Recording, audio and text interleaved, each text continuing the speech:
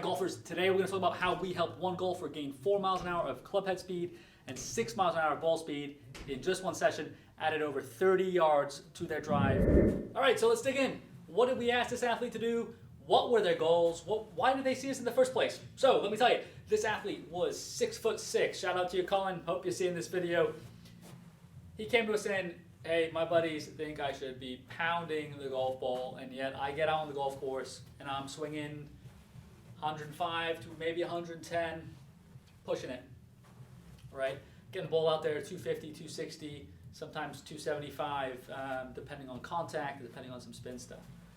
So I was excited because we like working with golfers that are frustrated with how they're hitting the golf ball and with the distance it's going at. And clearly when you're 6'6" and he's 23, we've got some opportunity to create some speed. We look at 4 things. Number 1, how flexible is our athlete? Do they move well from all the right places? Make sure there's nothing big getting in the way of us making an efficient, effective swing.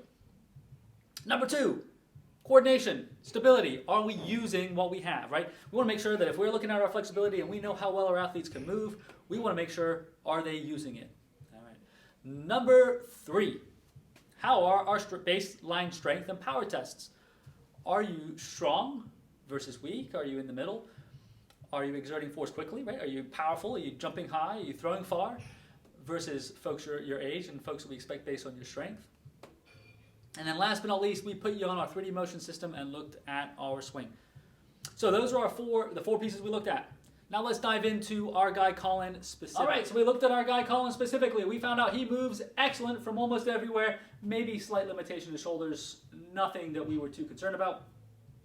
Number 2, we looked at some coordination tests. See how well you separate upper body and lower body. There again, looked pretty good. Maybe some more side-to-side movement when we asked to keep the shoulders steady and move the hips. But sometimes we see that in that test, irrespective of how well our golfers spin the club, but we like to look at it. Okay, let's look at the meat and potatoes, strength and power metrics, okay? Jump fairly high. We're pretty happy with our jump scores. Not as strong as we like with our throwing scores, so we had, okay, upper body, we want to work on that a little bit. And then last but not least, we wanted to look at our 3D motion and swing stuff. So specifically, we were looking at, in our 3D motion assessment, we saw this even in 2D video, there was a lot of restricted hip turn, which created a lack of depth with the hands and caused a few issues in terms of being more efficient and free in the downswing. But effectively, we also, more than anything, we knew that his hips moved really well. And for him to restrict his hip turn on 3D motion, we saw about 26 degrees of hip turn. With someone that flexible, I'd love to see more, especially with how it matched up with where his hands were in space. His hands were not very deep. So we knew if we gave hip turn, it automatically saved the hand depth problem, right, of getting the club in a better plane. So what that fixed for our guy Colin right then and there was got more hip turn, right, more hand length and more path in our swing. The depth of our hands, his depth was better. Transition and delivery of the club was better. The club was being delivered slightly more neutral rather than more toe up, right, more steep. So we went right away from 109 miles an hour to 113 miles an hour. We went from 160 to 166 ball speed. And we also learned his driver was probably a little too high lofted, so his spin rates were really high in the 3000s. So all of a sudden, we just banged a degree and a half of loft just for fun, just so he could play with it. And all of a sudden, he was hitting the ball 285 in the air. We might have gained 35 or 40 yards in a session.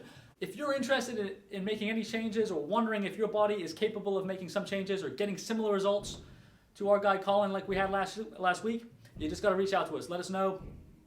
Not everyone gains 30, 40 yards in a session, but if you want to know the things that you can do to play your best golf, reach out to us, let us know, and we'll be happy to help.